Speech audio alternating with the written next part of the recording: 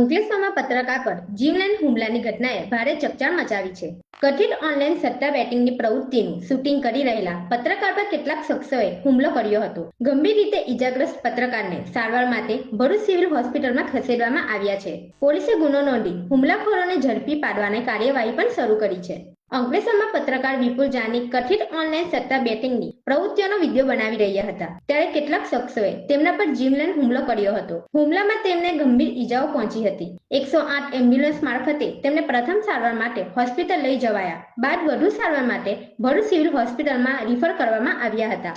ઘટનાની જાણ થતાં જ પોલીસ તાત્કાલિક સ્થળ ઉપર પહોંચી હતી અને સમગ્ર મામલે ગુનો નોંધી તપાસ શરૂ કરી છે. હુમલાખોરોની ઓળખ કરી તેમની ધરપકડ માટે તજવીજ હાથ ધરવામાં આવી છે. સાથે જ કથિત ઓનલાઈન સટ્ટા બેટિંગમાં નેટવર્ક અંગે પણ તપાસ ચાલી રહી છે.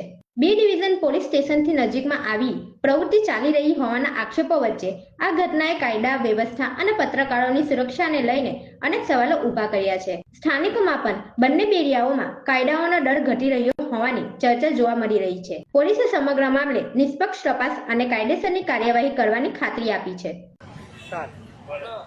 મારું નામ વિપુલ કુમાર મનુપ્રસાદ જાની છે અને હું દીપ પ્રકાશ ન્યૂઝનો એડિટર છું. અંકલેશ્વર ખાતે હું રહું છું. મારા રૂટીન કામકાજના કારણે રોજે રોજ હું દરેક પોલીસ ચોકીના કામે સમાચાર માટે લેવા જાઉં છું. સવારે મારા રૂટીન કામ પ્રમાણે હું અંકલેશ્વર જીઆઈસી પોલીસ ચોકીનું રૂટીન કામ પતાવીને હું અંકલેશ્વર પતિન ચોકડી વિસ્તારમાં આવતો હતો. એ દરમિયાન મને માહિતી મળી હતી કે અંકલેશ્વર પતિન ચોકડી વિસ્તારમાં આવેલ શૌચાલયની પાછળ ગેરકાયદેસર જુગારનો અડ્ડો ચાલે છે અને એ પણ શૌચાલયમાંથી વીજ કનેક્શન લઈને એ ડિજિટલ જુગાર ચલાવે છે. અને આ માહિતી પ્રમાણે હું ત્યાં ગયેલો ત્યારે મને એવી માહિતી મળી કે જીબી વાળા એ કનેક્શન કાપી ગયેલા છે અને રાતે કોઈ ભરૂચની કોઈ પોલીસ પણ આવેલી હતી. એ દરમિયાન ત્યાં હું શૂટિંગ કરતો હતો, કવરેજ કરતો હતો જુગારધામનું. જુગારધામ ધમધોકા ચાલુ હતો.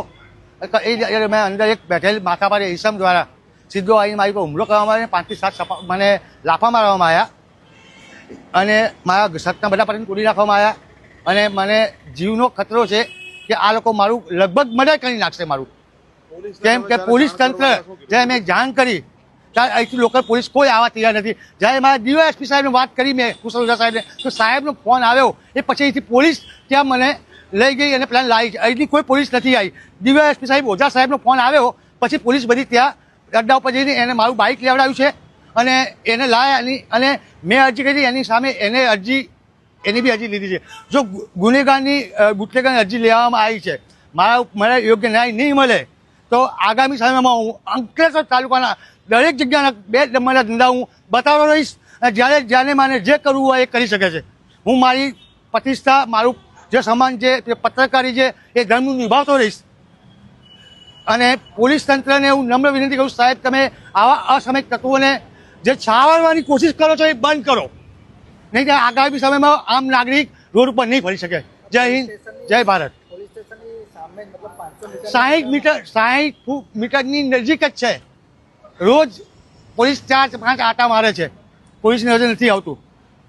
હું આટલું જ કહીશ, જો એક પત્રકાર સુરક્ષિત નથી તો આમ પબ્લિક સુરક્ષિત. અને કોને આપી એ પરમિશન? કોની પરમિશન આપી? જુગાર ગુજરાતમાં બંધ છે, બેન છે. જુગાર દારૂ બેન છે, જગ્યા દારૂ ચાલે. આજથી શાંતિથી ચાલુ કરું છું. આખા તાલુકાનું હું જુગાર દારૂ બતાવીશ, જેને મારી પર જે કાર્ય કરી શકે છે. જય હિન્દ, જય ભારત.